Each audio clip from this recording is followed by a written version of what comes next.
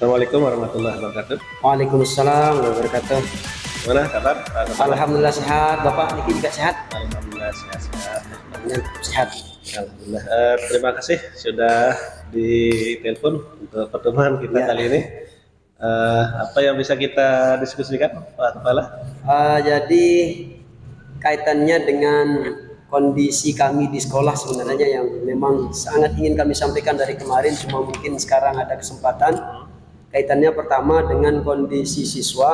Kondisi siswa. Ada beberapa keluhan dari guru mata pelajaran pendidikan agama Islam. Jadi keluhannya yang paling mendasar, banyak siswa yang belum bisa membaca Al-Quran. Jadi permasalahan besar kami hanya terutama di siswa yang banyak belum bisa membaca Al-Quran. Sehingga guru PAI merasa agak kewalahan dalam memberikan materi karena memang pendidikan agama Islam dan budi pekerti banyak dalil-dalil Al-Quran dan hadis yang yang ada di buku. Akan tetapi siswa tidak bisa membacanya. Seolah-olah agak sulit sekali mereka belajar dengan teknik membaca ini. Ya baik, itu masalahnya Pak Kepala ya. Jadi siswa di sekolah kita ini masih Banyak belum yang belum mengaji, bisa membaca Al-Quran. Nah, setelah kita berbincang-bincang nanti, harapan apa yang akan bisa Pak Kepala dapatkan dari hasil pembicaraan kita kali ini? Harapan kami mudah-mudahan dengan kami menyampaikan keluh kesah, kami menyampaikan masalah ini, harapan kami mudah-mudahan kami bisa dibantu pertama, kemudian kedua kami bisa diberikan solusi, yang ketiga mudah-mudahan anak-anak yang memang akan kita bimbing dengan bimbingan tambahan nantinya mungkin bisa membaca Al-Quran dengan baik sesuai dengan harapan yang memang diinginkan oleh semua dewan guru yang ada di sekolah. Baik, kalau kondisi yang sebenarnya bagaimana ya? Kondisi siswa kita yang sebenarnya bagaimana? Jadi kondisinya Niki Bapak, anak-anak nggak bisa mengaji atau nggak bisa baca Al-Quran ini, memang kita tidak serta-merta langsung bisa menyalahkan anak. Akan tetapi memang karena anak-anak ini berangkat dari kondisi lingkungan di rumah mereka masing-masing, yang memang pertama rata-rata kondisi orang tuanya banyak yang broken home. Ya, di daerah selatan, karena memang kenapa ada broken home ini ada di daerah selatan terutama karena banyak yang menikah usia dini. Jadi orang tua ini banyak yang sampai lulusan SD dah kawin, sehingga anaknya juga masih tidak bisa diajarkan. Yang kedua, faktor mata pencaharian yang ada di daerah selatan, terutama kami di Jeruwaru bagian selatan, banyak yang jadi nelayan. Jadi ketika orang tuanya berangkat nelayan, berangkat nangkep ikan, itu sampai 5 hari 6 hari baru mereka balik, sehingga anak-anak di rumahnya tidak terkoordinir. Apakah anak-anak itu pergi belajar, pergi mengaji, pergi sekolah, masih kurang terkoordinir. Jadi tidak ya kurang diurus sama orang tua. Iya, sama orang tua. Berarti kondisi anak-anak kita sekarang kebanyakan belum bisa membaca Al-Quran. Ya, membaca Al-Quran. Kalau membaca secara umum rata-rata anak-anak sudah bisa baca. Cuma kaitannya dengan baca Al-Quran ini yang paling mendasar sesuai dengan ajaran agama, ini yang masih sangat kurang kita di daerah selatan. Yang ketiga faktornya juga Niki Bapak, di daerah selatan ini kondisi orang tua yang memang kurang peduli dengan agama. Kurang peduli. Di musim puasa orang tua banyak yang ke sawah atau ke raung, mereka hanya urus jagung, nggak pulang-pulang. Anaknya pun juga dilebatkan ikut ngurus jagung, nanam jagung, panen jagung, sehingga sekolah dan pendidikannya tidak pernah diakomodir dengan baik. Tidak diperhatikan. Ya, tidak diperhatikan oleh orang tua. Jadi itu penyebab utama anak kita sampai seperti sekarang ini ya Pak ya. Kemudian yang keempat, kondisinya kenapa anak-anak bisa begini, karena minimnya guru ngaji di daerah selatan. Sarjana juga jarang, kemudian nikah muda sangat banyak, kemudian yang bisa mengaji untuk diandalkan membimbing anak-anak mungkin di TPQ di tiap dusun itu sangat jarang kita jumpai di daerah selatan. Oke, baik. Jadi anak-anak kita dengan penyebabnya seperti tadi itu akhirnya di sekolah jadi imbasnya ke sekolah. Ya. Nah, kalau kondisi yang Bapak harapkan yang ideal lah, maunya Bapak gimana? Kondisi yang ideal yang kami harapkan Niki Bapak, kami di sekolah. Kondisi yang kami sangat harapkan ini anak-anak bisa membaca Al-Quran, sehingga materi-materi yang disampaikan oleh guru mata pelajaran atau materi-materi yang ada di dalam buku maupun referensi-referensi yang lain, anak-anak bisa membacanya dengan baik, bisa paham. Sehingga kalau sudah bisa baca, sudah bisa dipahami, otomatis anak akan cerdas dengan sendirinya. Nah, itu kondisi yang diharapkan ya Pak Kepala, supaya siswi kita yang ada di sini bisa membaca Al-Quran sehingga bisa mudah memahami pelajaran ya. Pelajaran terutama pendidikan agama Islam dan budi pekerti. Ya, iya. Nah, dengan kondisi seperti itu, bagaimana langkah yang akan Bapak laksanakan supaya bisa mewujudkan harapan Bapak? Siap. Langkah. Jadi kan begini, kebetulan kami bersama Dewan Guru yang lain pernah mengadakan pertemuan. Akan tapi pertemuan ini yang sampaikan juga kepada Bapak. Jadi langkah yang ingin sekali kami terapkan, langkah-langkah yang ingin kami terapkan agar nantinya siswa-siswa yang memang masih tidak terlalu bisa membaca Al-Quran ini, yang pertama kami pondokkan. Artinya kita siapkan pondok anak-anak ini di lingkungan sekolah untuk mereka tinggal, sehingga program apapun yang akan kami buat di sekolah, anak-anak yang mondok ini, anak-anak yang ngekos atau yang tinggal di asrama yang kami siapkan bisa belajar di luar jam sekolah. Yang pertama. Kemudian yang kedua, kami akan buatkan program yang akan melibatkan beberapa guru, yang mana guru mata pelajaran yang ada di sekolah kita akan buat jadi guru pembina pendamping anak-anak yang memang belum bisa mengaji, sehingga ada jam tambahan yang nantinya dibuatkan oleh guru mata pelajaran tersebut, apakah diambil di waktu sore atau di waktu malam, karena anak ini sudah diakomodir tinggal di sekolah. Jadi itu langkah-langkah yang akan Pak Kepala laksanakan. Mungkin ada lagi Pak selain yang... Kemudian yang ketiga, langkah yang ketiga memfasilitasi kaitannya dengan bacaan-bacaan Iqra dan dasar-dasar baca Al-Quran, terutama qiraah, tajwid, terutama di sekolah, sehingga anak-anak minat baca dan belajar mereka, di samping dia dibina oleh guru pendamping, mereka juga bisa mencari sendiri. Itu langkah-langkahnya. Yang pertama tadi sekolah akan membuatkan atau memondokkan siswa, akan kita asramakan gitu ya, kemudian melibatkan guru mata pelajaran untuk jadi guru pendamping, pendampingnya. Nah, dari langkah-langkah ini seberapa yakinnya Pak Kepala bisa berhasil? Nah, kalau dari segi keberhasilan memang tidak bisa kita keker, artinya kita ukur serta merta nih Bapak.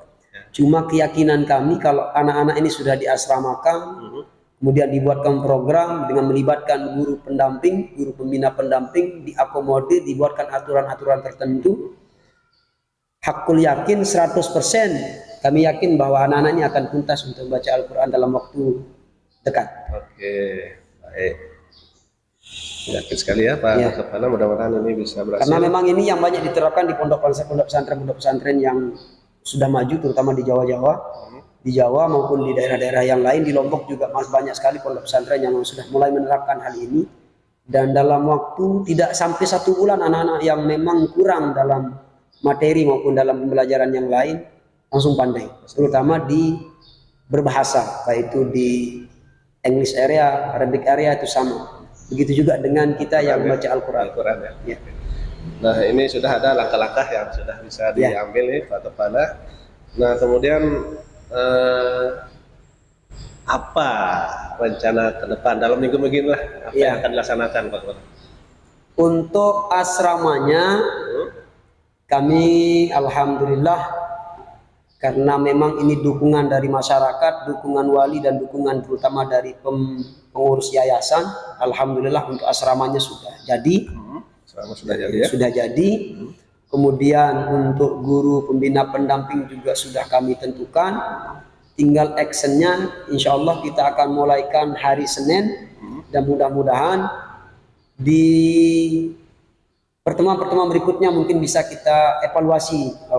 Artinya tetap kita akan evaluasi di mana letak kekurangan-kekurangan kami, sehingga dari evaluasi tersebut kita menemukan solusi terbaik bagaimana untuk membina anak-anak. Oke, seperti itu ya Pak Kepala ya.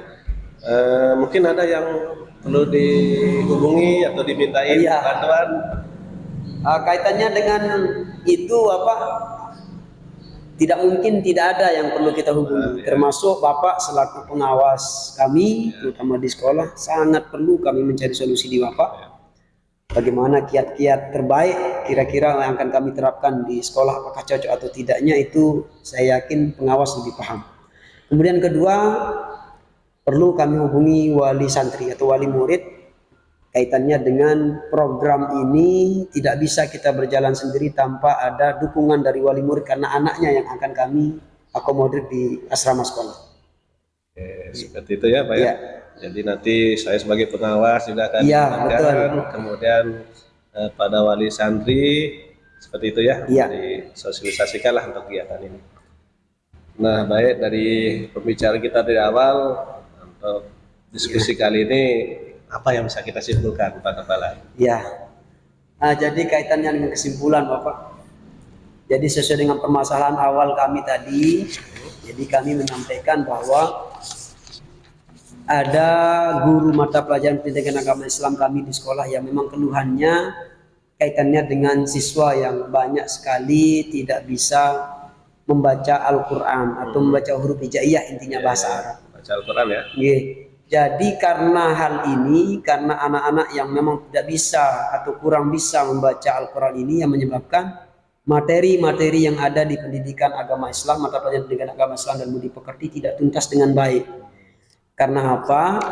Di paket-paket pendidikan agama Islam, buku-buku pelajaran itu rata-rata banyak dalil-dalil Al-Quran, dalil hadis yang ada di sana, yang anak-anak yang tidak bisa baca Al-Quran memang tidak bisa membacanya dengan baik. Kita mengharapkan anak ini berprestasi, cerdas, dengan nilai tinggi, akan tetapi anak-anak ini tidak bisa dia membaca materi yang sudah disiapkan dari sekolah. Sehingga ini yang menyebabkan kami di sekolah agak kewalahan dalam memberikan materi. Hal ini disebabkan karena memang kondisi lingkungan anak-anak sebelum dia masuk sekolah ke kami, yang imbasnya kami yang terima, diantaranya kan tadi yang pertama lingkungan sekitar mereka yang memang rentan dia dengan pergaulan bebas, kemudian rentan juga dengan kondisi orang tua yang tidak berpendidikan, masyarakat yang juga tidak berpendidikan, guru mengaji di dusun desa mereka yang masih jarang, sarjana pun juga nggak nyampe 3% di dalam satu desa di daerah selatan itu ada.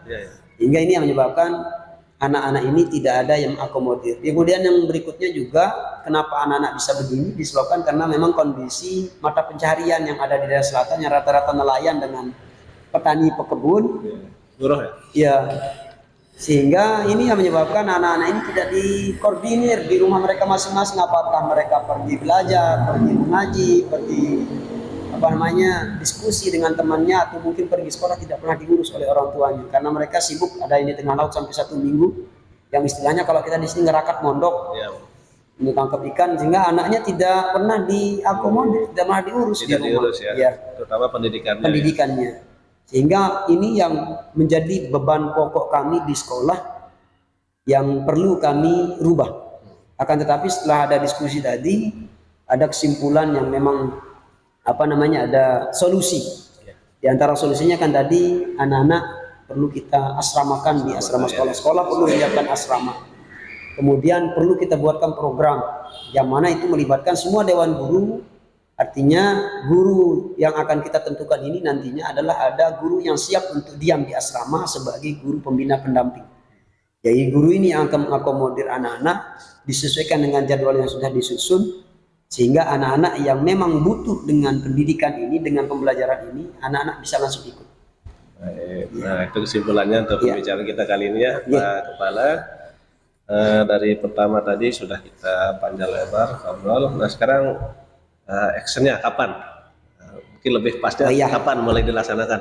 Program ini memang solusi yang diberikan Bapak tadi sangat baik. Artinya dari pemaparan-pemaparan yang sudah diberikan juga sebelum ada diskusi ini juga sangat baik. Dan ini insya Allah kita akan mulai terapkan. Hal ini tidak terlepas dari fasilitas yang ada di sekolah, dan alhamdulillah untuk asrama kita sudah ada disiapkan di sekolah sekitar 27 kamar yang memang ini akan kita mulaikan minggu-minggu ini dan positif mulainya hari Senin ini. Ya. Jadi semua program yang sudah dibuat, jadwal yang sudah dibuat, insya Allah akan mulai diterapkan mulai hari Senin ya. Oke. Bagaimana sekarang rasanya Pak Kepala? Kita sudah berbincang. Alhamdulillah. Rasa yang ada mengganjal di hati ini memang dari awal selalu jadi beban pikiran kami bersama dengan Dewan Guru. Dan alhamdulillah pada hari ini kami diberikan kesempatan untuk menyampaikan keluh kesah kami, terutama di pengawas, dan kita diberikan solusi terbaik dan plong sekali rasanya dalam hati. Alhamdulillah. Sangat plong. Dan mudah-mudahan apa yang direncanakan, apa yang kami rencanakan ini berjalan dengan baik sesuai dengan apa yang diharapkan bersama. Amin. Mudah-mudahan Pak Kepala. Mungkin kita juga tidak bisa sekali bertemu. Mungkin ada pertemuan-pertemuan yang akan datang ya. Kita jadwalkan mungkin kapan. Untuk pertemuan berikutnya, jadikan program ini akan kita mulaikan minggu ini di hari Senin, minggu depan maksudnya di hari Senin. Dan perlu ada evaluasi tertentu yang mungkin akan menyita waktu Bapak selaku pengawas yang kami rencanakan untuk evaluasinya sekali seminggu. Dan mudah-mudahan untuk Senin ini mungkin bisa kita actionkan, kita mulaikan program ini. Hari Senin berikutnya mungkin perlu Bapak untuk mengevaluasi kami apa kekurangan kami biar disampaikan di sana. Insya Allah selalu siap Pak Kepala untuk kita ke sini.